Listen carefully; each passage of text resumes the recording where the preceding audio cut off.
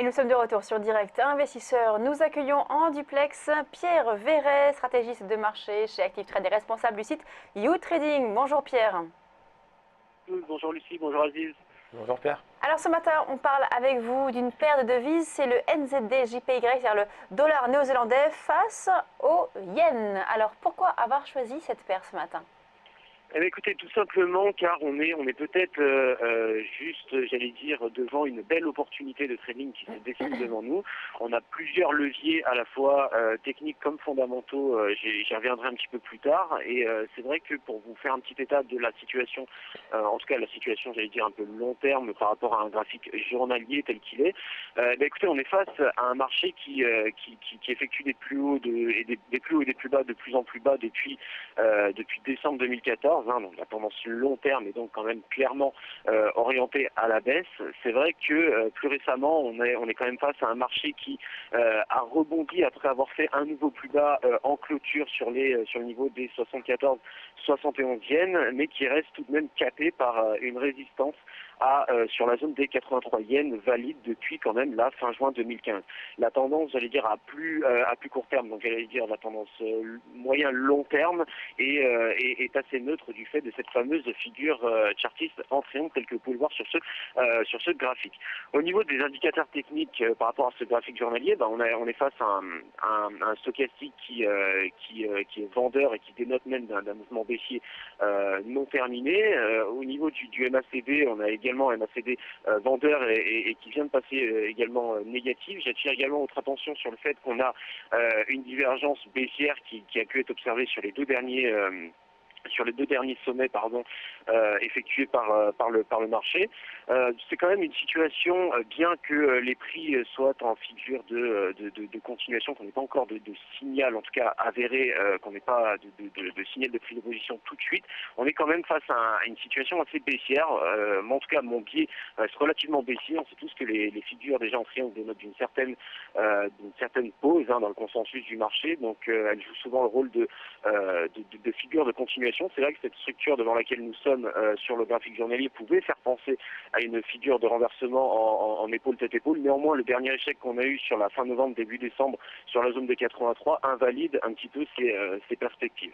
Donc la situation à moyen terme est assez neutre du fait de cette figure de continuation dans laquelle se trouve le marché. Le biais est clairement baissier. Je passerai vendeur, je recommanderais de passer vendeur si on observe une clôture du marché en dessous du niveau des 81-190 yens. Maintenant, en ce qui concerne la situation à plus court terme, et ce sur un graphique en 240 minutes, écoutez, cette fois-ci, on est face à un marché qui se traite au-dessus d'une ligne de tendance haussière, de moyen court terme depuis la fin septembre. La tendance moyen court terme est donc haussière. On a des prix qui sont actuellement sur un support qui est justement donné par cette fameuse ligne de tendance après un nouvel échec sur les 83 yens du début décembre dont j'expliquais précédemment les tenants et les aboutissants.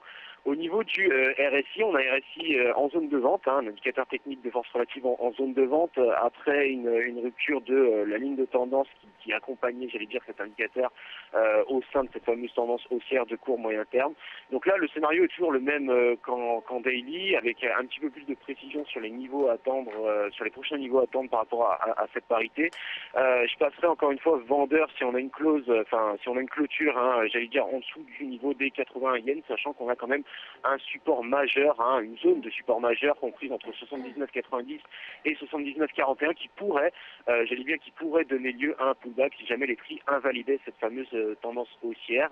On pourrait avoir des prix qui retourneraient, qui iraient tester cette fameuse ligne de tendance haussière qui jouerait du coup le rôle de résistance. Ouais. Le biais est, vous l'aurez compris, clairement baissier, qu'on soit j'allais dire, à moyen long terme comme à court moyen terme. On n'a aucun signal, encore une fois, car on est toujours face à un marché qui se traite à l'intérieur de cette figure de continuation baissière, étant donné que la tendance de fond est baissière. Actuellement, on a un marché qui se cherche ce matin, un marché qui cote à 80,36 sur mes écrans. Voilà, donc on n'a pas vraiment de consensus très clair. Mon biais est clairement baissier, et pour revenir un petit peu sur le sujet, le levier fondamental que j'ai mentionné dans l'introduction, c'est vrai que on est tous un petit peu dans l'attente d'un prochain d'un prochain mouvement de la Réserve fédérale américaine quant à une prochaine Ça remontée pourrait avoir des un taux. impact, justement, la réunion de la Fed pourrait avoir un impact sur le NZD et JPY? Alors je le pense sincèrement. C'est vrai que une remontée des taux pourrait être assez, j'allais dire, bénéfique pour être assez, j'allais dire, non pas bénéfique, mais assez désavantageuse en ce qui concerne le marché equity américain, car effectivement, on a des marchés actions américains comme européens qui se comportent de manière haussière dès lors qu'on a des mesures prises par les politiques de banque centrale en tant que soutien à l'économie. C'est un petit peu ce qui se passe actuellement au niveau de la BCE. Moi, je pense sincèrement qu'une remontée des taux telle qu'on l'attend pourrait faire chuter, j'allais dire, enfin chuter, faire retracer un petit peu le dollar index à court moyen terme, pourrait faire monter le dollar index à court moyen terme et pourrait faire chuter le marché action américain. Moi, ce qui m'intéresse sur cette parité-là, c'est qu'on est on est avec les dollars néo-zélandais contre la devise japonaise, le yen japonais, qui fait généralement office de valeur refuge dès lors que le marché action retrace. On est généralement face à des espèces de vases communicants un petit peu dès lors qu'on a du cash qui sort du marché equity, et que ce soit aux États-Unis ou en Europe. On a souvent des investisseurs qui aiment se tourner vers des valeurs refuges telles que le CHF, le yen ou encore l'or, des actifs un petit peu comme cela. Étant donné que mon biais est baissier, j'allais dire, en ce qui concerne le dollar néo-zélandais face au yen japonais, je pense sincèrement qu'une remontée des taux aux États-Unis pourrait appuyer encore plus ce scénario et pourrait inciter les investisseurs à acheter justement du yen japonais face au dollar néo-zélandais qui lui-même est assez corrélé avec le dollar américain. D'accord, donc biais baissier sur le NZD JPY.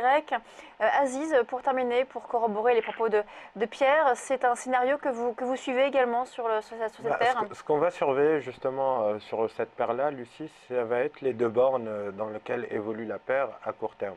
On va surveiller le niveau à le support ascendant qui passe par les creux et par les creux que Pierre a mis en évidence, effectivement, puisque sa rupture pourrait donner lieu au déclenchement de cette phase baissière qu'on attend tous. Et puis, parallèlement, on va surveiller le niveau horizontal aux alentours des 83, puisque le dépassement à contrario de cette zone-là pourrait donner un petit potentiel haussier pour une durée en attendant justement d'avoir un peu plus de précision du côté de la Fed. Mais globalement, ça va être ces deux bornes-là qui seront déterminantes de l'orientation à court terme et qu'il faudra surveiller afin de se positionner, que ce soit à la vente si on rompt la borne basse ou à l'achat si on dépasse la borne haute. Très bien, merci.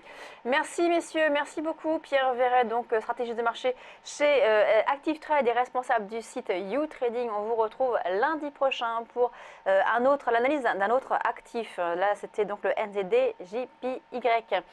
On passe à la suite de Direct Investisseur.